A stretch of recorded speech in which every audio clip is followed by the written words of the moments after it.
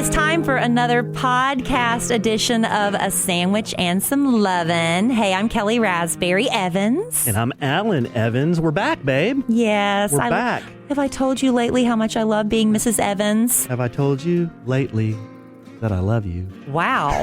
Whoa. My husband's tone deaf. I didn't even know it till just now. What song is that? I forgot where that's Have from. I told you lately that I love you? I love you. Have I told you that I fill my heart with sad, take away all my love, and then that's what you do.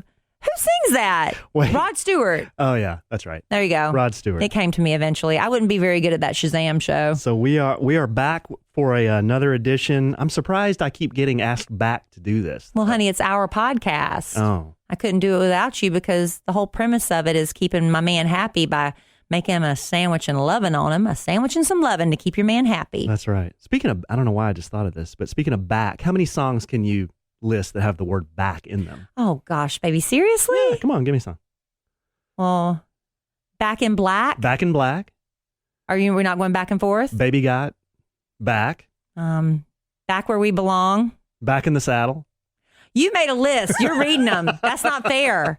That's not fair. You're doing no. Sexy Back. That's not how that works. I'm not reading them. Yes, you are. You're looking down. You're lying. I have no papers in front of me. Babe, when we do that on the radio, I'm not on the radio. I know. You have to do it off the top of your head. You can't come with a prepared list. I don't know the rules. Well, now you know the rules. I'm an outsider. So next time, I'm an outsider looking in. I'm not doing it because you're going to beat me. Okay. What are we talking about today? I don't know. You're supposed to read me something and tell me. Oh, well, no, I think what we're going to do is we have a website called kellieandalan.com, Kellie and Allen, ALLEN.com. And you can write us questions and stuff there at podcast@kellieandalan.com. That's right. And one of our listeners of our podcast or of the Kid Craddock Morning Show sent us a couple of questions, a couple of really good ones. And this is from Myrtle Beach. I love Myrtle Beach, babe. I want to take you there next time we go to South Carolina. Love to go. I want to take you down to Murrells Inlet and get you some oysters. Ooh, love oysters. Love oysters. But this is from Tanya. And she says, hello from Myrtle Beach. And she sent this to podcast@kellieandalan.com. She has two questions. One is not a random question, but doesn't really have to do too much with our content of the podcast today. The second question does. Okay. So let me just read the first one. Get that out of the way. Yeah, just get it out of the way. This is something that I think you're asked sometimes. I'm asked. I think you would probably have a better answer than I anyway. Okay. She says, this is from Tanya. The first is a cheesy question. We know it's custom when first meeting friends and family that there is always that one person who has to test you to make sure you're worthy of their friend. I know if Kid was here, he would probably be that person to give Alan a hard time. But since he is not, is there another member of the Kid Craddock family who stepped up to fill that role when first meeting Alan, and what did they do? Gosh, I don't know if it was a member of the morning show. I think a lot of people know my friend Amy. I talk about her a lot. She probably was, which I guess that's really a question for you. Who gave you the most grief? It is a question for me, but I thought you were asking me. Well, I was. I thought you might have some insight on Kid because I never met Kid. Oh, yeah. Kid would have, we might not be together if Kid was still here, honestly. Oh, no. Because he would pick so much and he would tease me. But it's like, would you be able to handle it on the radio? I don't know if a lot of people could. Yeah, I did have a guy break up with me more than once because of the cons. And probably I had a little bit of something to do with it too. But Kid, he'd pick. But you have to have kind of a thick skin to be with one of us because we do talk a lot on the radio. And maybe that was his test of maybe a man's, not character, but his fortitude. Yeah. Well, to see if he could stand it. But you know what? I think we would have withstood it. Yeah, you never know. I mean, we will never know. But gosh, I think I have pretty thick skin as far as Kelly's friends. Yeah, Amy was the first one we went to dinner with. Yeah, she pretty much put you on blast on that first day, like immediately when I said I had a guy was saying, I want to go to dinner. Let's go to dinner. And she couldn't have picked a more expensive restaurant. It was ridiculous. Remember how ridiculously expensive it was? Yeah. And we didn't know. I'm still paying for it. And we got there and, I didn't want Alan to think that, that's all I was into is a guy that would, spend all this money on me. It was really early in our relationship. And when that bill came, I was like, oh my gosh, I am so sorry. No, it was fine. It was bad. But yeah, Amy and Russ, we went to dinner with. Yeah. And you passed her muster very quickly. Well, the way I always see those things is, to answer the question, I just try to be myself. And if someone's got to take me or leave me, because I can't be somebody different for this person and be somebody different for this person. I just have to be myself. But nobody on the show gave you grief, did they? No. Everyone on the show, I consider the folks that you work with my friends. I mean, they're all so nice and have always been welcoming and nice and have said nothing but nice things. They like you better than they like me. Let's just be honest. Well, See, he can't even argue with that. All right. So what was part two? Okay, what was the second question? So part two has to do with what we're going to talk about today, and that's online dating and some of our experiences with online dating. But the second part of Tanya's question is, she says, my husband passed away suddenly when my son was very little. Oh, I'm sorry. Yeah. And since his passing, I've been a busy mom, and I was okay with not having a partner because she was grieving the loss of her love. But now I think I'm ready, she says.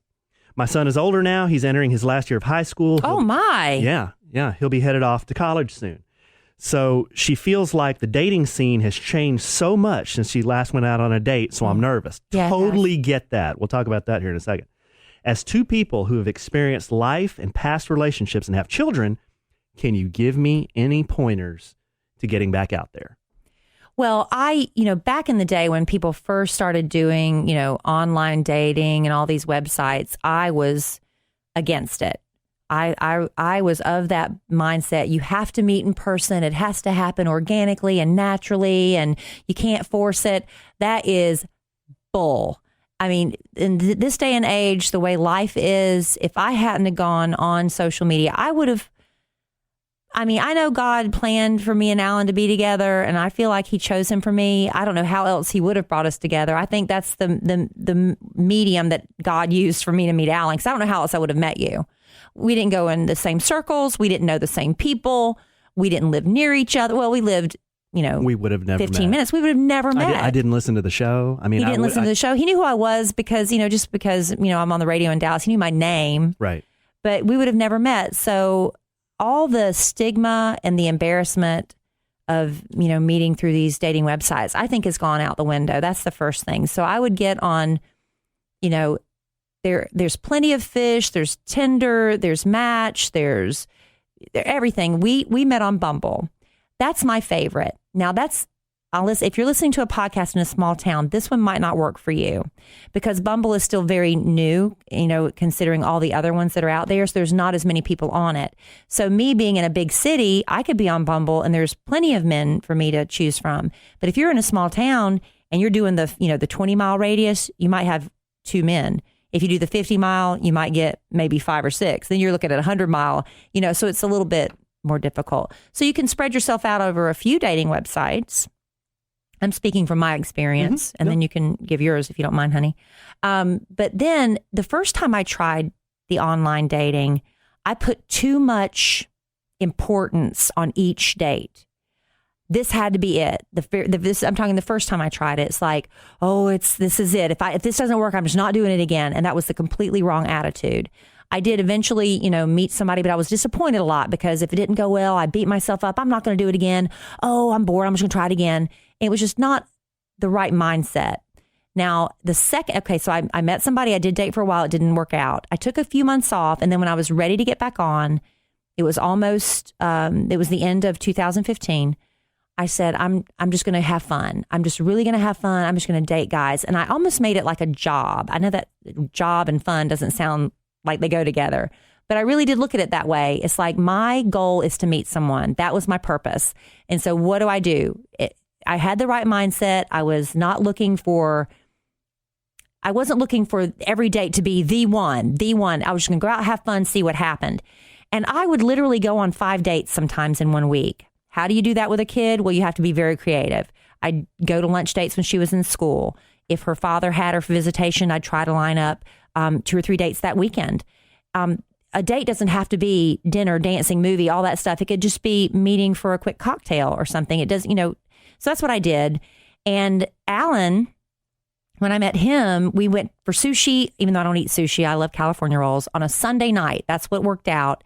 And at that time, when I met Alan, I was still seeing, I think, 2 other guys at that point. And I wasn't really, Alan and I got along fine. It was a fine date. There were no bells, whistles, and fireworks going off for me. And I think you can say the same thing. Mm-hmm. But we got along fine and realized, well, at least each of us isn't crazy, so let's go out for another date. And then after we kept, let's go out on another date. Let's go out on another date. And then after about 4 or 5 dates, I realized I don't want to date anybody else but Alan. And that's how that just kind of progressed naturally. But you have to be in the right state mentally. Don't put so much weight on each date. Just look at it as a fun. There were so many one and done dates, I can't tell you. I probably had 50 where I met pilots, I met accountants, I met marketing managers, I met volleyball coaches, I met every type of guy. One date, never saw him again. It wasn't unpleasant. It wasn't scary. It wasn't ugly. I got a free dinner. I got a free cocktail. It was a nice experience for me until I met Alan. And then it was a wonderful experience for me because now I'm married. But that's just my perspective. What is your perspective? Well, to kind of piggyback on that, I agree. For me, at the time that you and I met, and I think this is a pointer for Tanya, and it sounds like she's getting there, but you have to be comfortable with yourself, and you hear that a lot. People say, you gotta love yourself. You have to be comfortable with yourself before you can date. The way I would describe that is, before I felt that way, I was the same as Kelly. I felt like, oh my gosh, I'm a single dad now. I have nothing to do on Saturday. I got to be out of my apartment. I got to go do something. I've got to go meet somebody. I've got to get out of here, and I gotta have a drink with somebody. And I kind of felt. You sound so panicked. Yeah, I was putting pressure on myself, unneeded pressure on myself to find somebody, and that's because I don't think that I was comfortable with who I was by myself. And it took time after, a divorce. It takes time to get there. It takes going out on dates that fail. It takes being alone. It takes being a little bit of a floozy. Let's all be honest. Yeah, you have to get that out of your system too. That happens too. But in her situation, the lady we're talking to, she's been widowed for a long time. This isn't her state, but we're talking to everybody as a general. Yeah, everybody as a general rule. Yeah. But once I got to that point where I felt like, hey, you know what? I like who I am now. I'm a different person. If I don't go out on the weekends and I don't have anybody to do anything with, I'm fine. I'm going to be fine. I have my kids. I have a great job. I have my health, and I'm good. And then bingo, right after I kind of get that feeling, that's when I met Kelly. And the easiest way for me to describe this is, and a lot of you probably have gone through this before, you know how hard it is to find a gas station when you're panicked and you're looking around and you're whipping your head left and right and you're about to run out of gas. You can't find a gas station. Right. But when you're cruising down the road, you got a full tank of gas, you know where you're going. There's a gas station in every corner. Yeah. Okay. What's the reality though? The reality is it's the same number of gas stations, but your perception and the way you're looking at things is different. Baby, that was such a good analogy. Well, thank you, baby. I tried to bring show content. That was a good analogy, though. No, but it's true. If you're putting too much pressure on yourself and you're looking too hard, sometimes you're not going to see what you should see because your viewpoint is clouded. But you got to get out there, and just because you have one bad date on social dating, you can't say it's all bad. I have a girlfriend right now who I've been counseling on the side. Believe me, Love Letters to Kelly isn't just a radio bit. It's like my life. But, people come to me because I guess they figure, I give good advice. But she keeps going back to this one guy. She says, there's so many red flags. I know he's the wrong one, but he keeps crying and begging me back. And I keep taking him back because I don't have anybody else. I was like, that's why you don't have anybody else. Because you're not opening the door for someone else. You keep accepting this negativity. I can't even talk negativity into your life. And if you see the red flags and you're choosing to ignore them, that's your fault. I truly believe that because I'm in marketing, and I kind of believe that you attract what you put out there. Yes. You attract the type of people that you portray yourself to be. Okay. And this may be a whole other subject. I don't know if we have time to talk about it today, but as far as profiles go, you will attract the type of people that kind of respond to the energy and the perception that you're putting out there on your profile. You should actually talk about that really quick. This is also helping her as she's getting back out into the dating scene, because your profile is everything. That's your first impression. So as a man looking for a woman, because I have a feeling most people listening to us right now are women looking for a man. What is it that you liked about my profile or about the other profiles that you swiped right on? Yeah. And there are a lot of opinions on this, I'm sure. This is just my opinion coming from one guy. But again, back to that, you have to be comfortable with yourself and love who you are thing. Okay. There is probably a point in every man's single life where he is looking for something and it's maybe not a long-term relationship. Okay. Yeah, it's when you're going through your floozy phase. Right. And there are a lot of beautiful women who have profiles online. I'll tell you that. And some of these women might show certain shots or show certain pictures that give off a certain vibe. Those women, in my opinion, are going to attract the men who are just looking for that one thing. Okay? Now, I'm not saying there's nothing wrong with putting beautiful pictures of yourself online, because you want to attract people and you want people to swipe right on you and swipe on your profile. I'm just saying that the man who is comfortable with himself and wants something longer term and is ready to make that commitment and make that connection, he is going to eventually want to take this woman, take this person, and he may have children that he wants to be around this woman. He may have coworkers, a boss, church, people he goes to church with that he wants to introduce this woman to, his mom and dad. And again, you will attract the type of people that have that energy that kind of that coincides with what you're putting out there. So that's what I would say. And I'm not trying to dance around the subject. I'm just saying, when I saw Kellie's profile, okay, let me back up a little bit. I had gone through my own floozy stage as we've talked about, and I did too. But that was way before I met you, baby. Right, and way before I met you. But I had I dated a lot of really nice looking women, and they had all the selfies and all the bathing suit shots. You getting nervous talking about this in front of me? Yeah, I'm starting to panic. No, but when I saw your profile, babe, I could tell you didn't have any selfies on there. Number one. Selfies. That's a big red flag for you, isn't it? Yes and no. I mean, in your case, it was interesting. I thought, well, gosh, here's somebody that seems to be really confident. She doesn't even put a selfie up there. I mean, who doesn't do that? It seems like everyone I saw had a selfie on there, but your pictures were candid. They were taken with your daughter. They were taken with your family. I just had a good vibe, a good feeling about your profile, and a lot of it had to do with those pictures. Online dating, it's very, very visual. And people will look at those pictures. Will they read a lot of the text that you put in there? The first thing they're going to see are those pictures, and their first impression is going to be made on those pictures, the name, and the age. Okay? Whether you like it or not, that's human nature. That's what men do. They see the pictures, they look at the age, and they look at that name. So the name could be a bit killer? A deal breaker? It could, I think, for some people. Really? Well, yeah, it could for some people, I think. I think it's important to show that you do. I mean, I wouldn't put a picture of you and your kid as your first picture. That's not the first one you post. That's because you can usually post you don't want to post 20 pictures. Some people do that. It's ridiculous. Right. Maybe 5 or less. I think that's a good round number, 5, 6 most. But, maybe about picture 3 or 4 or 5 back there should be a picture of you and your kid. It's not that you're ashamed of them. You want that to be part of your truth, but, that's part of who you are, but that shouldn't be your first picture. No, I agree. And, being candid here, there is a lot of shadiness that goes on online dating. Let's be honest. There is, right? I mean, yeah. But, you just have to be accurate with who you are, and you have to put out an accurate description of yourself if you want things to work out long term. So, I mean, what did you think about my profile when you saw my profile? I thought you were cute. I've said this before. I swiped left the first time. I don't know how you came back around again. All this talking, and I don't know what the heck I'm talking about. Because you did this really cheesy selfie, and you just said the reason you didn't swiped right on me is because I didn't have any selfies. You liked that.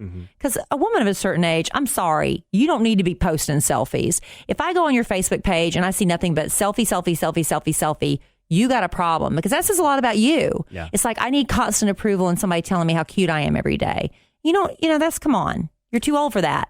But you had a picture of you in a selfie. Now, come to find out, you were joking in this picture. How was I to know that? You're wearing a scarf. Yes. You're in your car. You've got your head turned to the side and you're doing this cheesy pose. I was like, ooh. Left? I mean, it was just so weird. Yeah. Well, I know we're not here to debate that picture, but I put that picture back up online for Kid Nation. I know, and everybody said I was being silly. And they liked it. I didn't like it. Anyway. But it's all visual. It's all gut instinct. And when you're swiping right, you got to swipe left, too. That is true. But God said, Kelly, I'm going to put him back in there. So he came back around, and I was like, well, he is really cute. So I'm going to go ahead and swipe right. Thank goodness. So we've talked about being comfortable with yourself. We talked about, profiles a little bit in the type of pictures. Is there anything that in the little description, like when they're writing about, because I remember I said, it's been so long. I remember I said something about how, my age was up there, and I said, I'm a single mom. I think my daughter was 8 or 9 at the time, whatever. And I love being a single mom. I said, and I have a really fun job, and I'm looking for someone to share all the fun stuff with. Mm-hmm. I remember and that was about it. Yeah, I remember that. But some people write novels. Some people don't do that. And I think what's a big turnoff is I'm not here. I'm not here for. You said something was a turnoff, like I'm not here to hook up or something like that. Yeah, I don't think I said like that, but somebody says something in their profile. You don't like that. Yeah, I'm not here to hook up. What was it? I can't remember the exact verbiage, babe. I really can't. Something like that. Something like that. But don't come at it. Don't be angry. You want to be more welcoming too in the words you use. There's a way to say I'm not here for a hookup without saying I'm not here for a hookup. Think of it this way. And I'm in marketing, Kelly. Obviously, you're in advertising and marketing, in a way. But these profiles, they're ads. You're basically, you've put yourself in an ad. So what images are you going to show? What text are you going to show? You're not going to write a novel. You need something quick.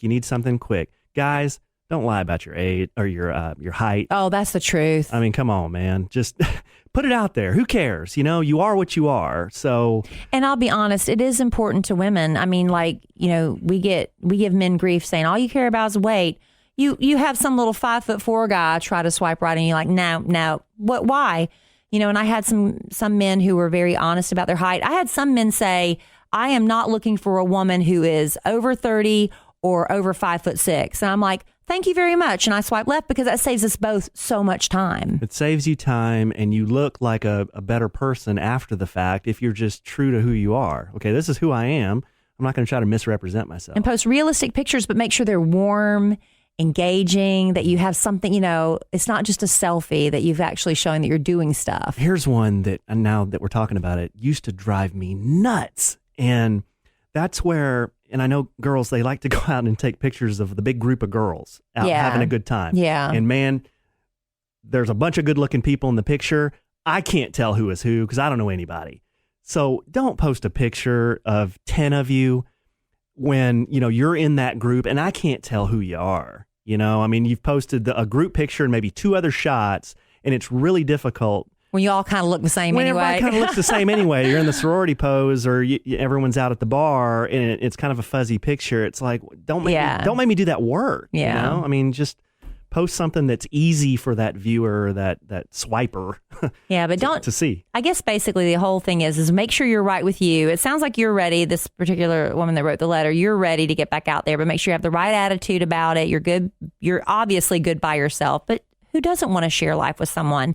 And don't look at every date as the end all be all. It's just another stepping stone to get into the right one. Because it is, people, I'm not being flippant when I say it's a numbers game. I know it sounds kind of flippant, but it is basically a numbers game. You got to cross off the nose to get to the yes.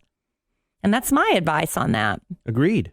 Great, baby. I'm glad we're of the same mind. Now, real quick, I know this is running long. I've got a letter from a listener that I wanted to read. All right. This is so sweet. Her name is Linda Wynn, and she's so sweet. She's followed me on social media forever. I'm sure she follows you now too, and you might, if you see her tweets and stuff, you might know who I'm talking about. But she has a dream. We do the I Have a Dream on the Kid Craddock Morning Show. Mm-hmm. And she wrote this a while back, and this is going to surprise her that I want to see if we can fulfill it for her. She said, I've emailed this particular I have a dream several times before and it hasn't been granted. So I'm hoping the power of a written letter written with a mechanical pencil while eating Lay's potato chips and Diet Pepsi. That's awesome. This is all for me, right? That's awesome. And thinking of Kevin Spacey and David Letterman, that this dream of mine since forever will be granted. Now, let's just say everybody submits their wishes online, and the morning show doesn't see them. We have a staff that goes through them, but she wrote this to make sure I saw it. She says, I love Kellie Rasberry. Not in the way Alan loves her, but I love her. She's my Britney Spears. I wouldn't know what to say if I saw Kellie. I'd probably pass out. My dream is to cook pho for Kellie and Alan and have them over at my house. Wow. Isn't that sweet? It's very sweet. She said, I've listened to Kellie since 1994, which means she's been listening since the year after I started. No, that's the year I started. I started in 94. Mm-hmm. I still remember the day Kellie tried out. She was hilarious. I was driving to SMU while listening to Kellie complain about pee being on the toilet seat at her hotel. Wow. That's true. I checked into the hotel and the bathroom, there was pee on the toilet. Ew. And I called down and complained to management. I was like, I can't do this. There is pee on this toilet. This room has not been cleaned. Anyway, so she remembers that. Well, from that day forward, I am so happy Kid hired her. I've seen her go through producer after producer. JB, the first Rich, the second Rich, Santana, Dantana, Flake Boy Burt. My life would be complete if this dream is granted.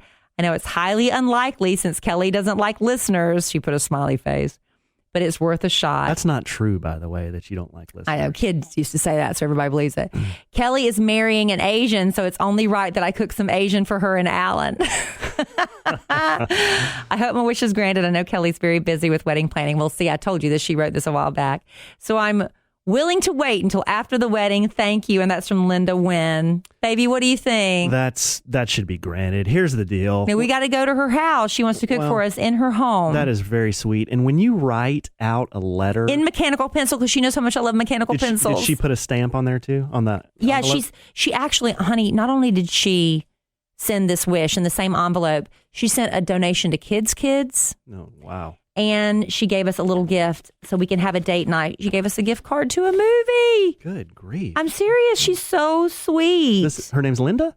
Linda Wynn. Wow. Thank you, Linda. That is amazing. But no, you take the time to write a letter. That's our wedding gift. Carries a lot of weight. Thank you. Yeah, that was our wedding gift, a date night. Aw. So let's make Linda's dream come true. We like pho. We love pho. Pho. We kind of took a break because we like pho'd out. Man, we were doing it like 2 or 3. Literally, we were going 2 and 3 times a week. That was 15 pounds ago. Yeah, right. But we were wedding dieting. So now we can get back on the pho train. So, Linda, we're going to make your wish come true. Yay! I'm going to get some free pho. I'm so excited. At her house. At her house. That's so sweet. And we appreciate you taking the time to write that wish in. And I guess that's it. We really talked a long time this morning. We have. We talked a long time. Our producer, White Cheddar, just walked in the room. He's like, are y'all done yet? He looks very grumpy. He's ready to kick me out of here, I think. No. No. But thank you. We love Robert. We love, well, obviously, we love talking. And that's why we're here doing a sandwich and some loving. And we'll be back next Thursday with another new episode. So if you have not done so, I know you're listening now, but iTunes, you can download us there, subscribe, and you can get a fresh new episode every Thursday and on Google Play for Android, right? That's right. And leave us a review, too, on iTunes.